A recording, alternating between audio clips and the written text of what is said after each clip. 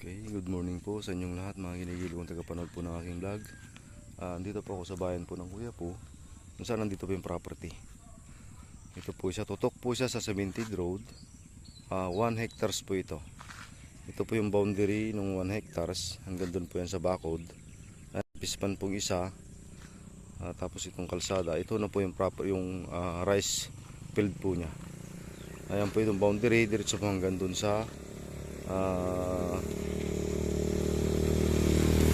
tabi po nung naararo. Ayan po, pag ganun po yan hanggang paakyat po rito.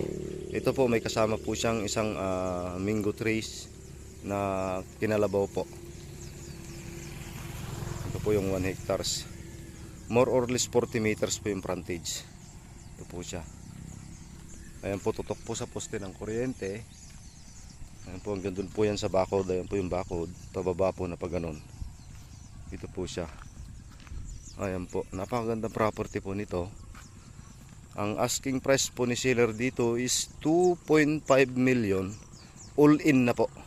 Ayan po yung boundary. Ayan po siya, all in na po ito, 1 hectares, hanggang transfer na po sa title. Ayan po.